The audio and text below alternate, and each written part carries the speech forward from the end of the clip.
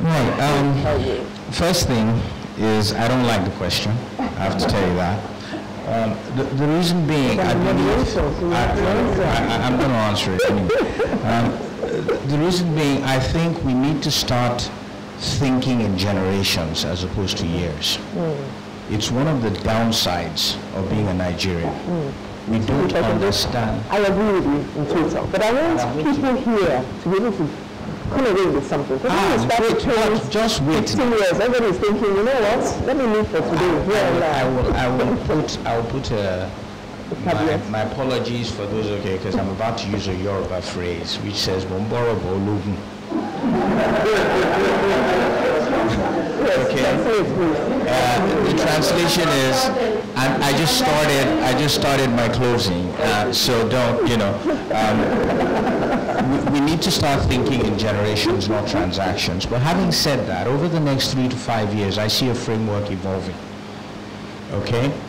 At the bottom of it is what we have called the dumb pipes connectivity. Whether we like it or not, Basit's going to do an amazing job with his team. And they're going to create another competitor to Airtel, to Etisalat, to MTN. So there'll be a new kid on the block. Just like Smile is starting to do now and give reliable data, expect Intel to do that also. So you can assume M? Times 8. Okay, there you go. All right? So they're going to be the pan. So remember when Etisalat came up and they started knocking the socks off of everybody. Expect more and more of that. And they may not even only be the only ones on the block, because there are other licenses in the spectrum under issue. So we can take it for granted that with the kind of passion people like Basit and others have, the infrastructure issue is going to get sorted within the next 3 to 5 years. Miran has brought fiber. Glow has brought fiber. Others have brought fiber. They are going to monetize. They will do it one way or the other. So those are things that I think we can relatively take that will happen. Okay? Funding and finance being very plenty and available. Okay? Here's where it starts to get interesting. Somebody talked about, and I'm giving you a framework now. So we've got these guys sitting there, right? Then whether you want to call them MVNOs or you want to call them OTTs, okay? We have players that are now going to use that as a platform. All right? So they'll just see it as a platform. Where the fight, the battle is in the next 3 to 5 years is in what I call the customer relationship battle. Who owns that customer? Is it the bank? Is it the telco? Is it the OTT? Is it the e-commerce retailer? Who exactly can influence the purchasing and the buying habits, okay, of the users? So let me now flip to the users for a minute and talk a little bit about our demographics so you understand the context in which I'm going to drop the last few things. Nigeria today, according to the CIA fact book, 40% of Nigerians are under 15. So they don't have individual purchasing power. It's secondary purchasing power, influencing power they have. They have to tell their parents. Okay? 10% of Nigerians are over 50. Okay? That means the bulk of the country, 50% of the country that where the addressable market is between 15 and 50. 70 odd million. Discount those under 20 and you're talking about 50 million people, because I keep hearing numbers thrown about. That's why your 30 million may not be as unrealistic as you think. Okay? So we're talking about roughly 30 to 40 million people with disposable income. That's what we are looking at when we're talking in the next 3 to 5 years. It's those people who are saying, where is their spending power going? That's the question. And what impact will the designs of Telco 2.0 have on that? Well, let me share with you where I think the money will come from and it will go. First, we will have what I call presentation aggregators. You call them OTT, whatever you want to call them, Jumia, Konga, Jobaman, what have you. But these are people who aggregate content, who aggregate products and services for presenting in a digital form, they will become very important. They may be banks, they may be telcos, but I call them aggregators. They will have a relationship with the end user. In the back end, they will also have a relationship with people who are going to become increasingly important, and that is the logistics providers.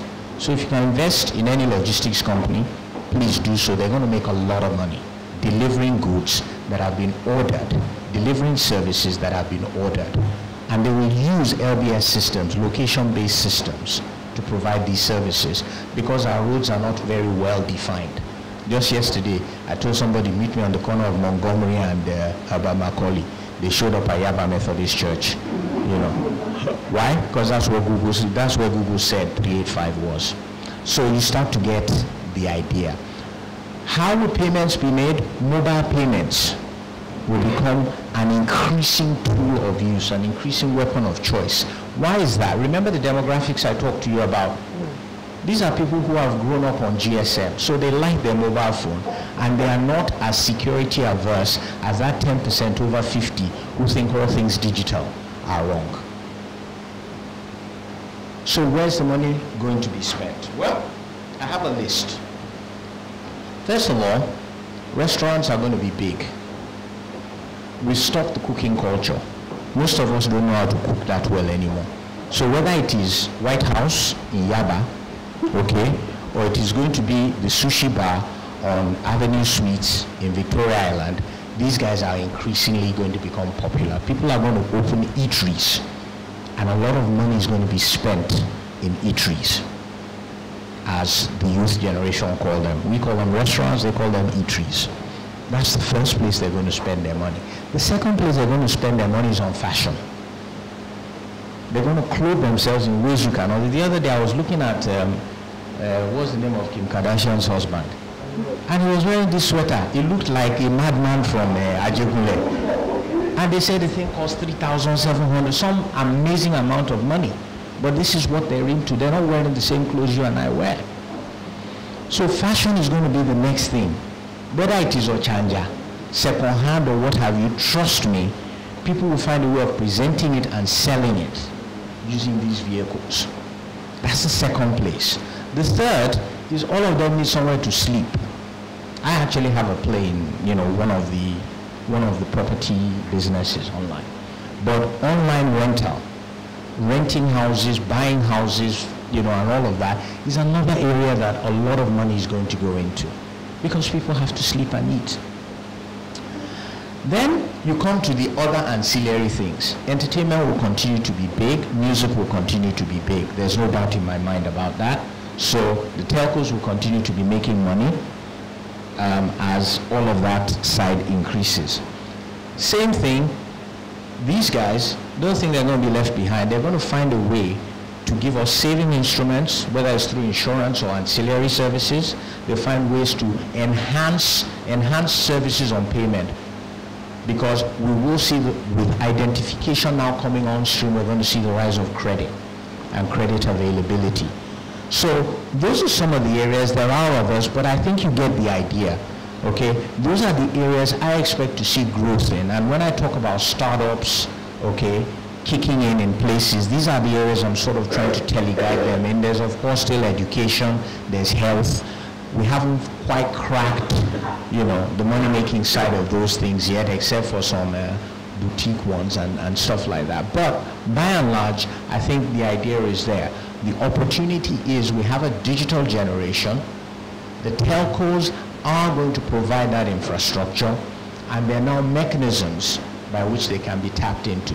On a final note, Basit, one of the things I wanted to point out is this is really not as much about broadband infrastructure as we may want to think.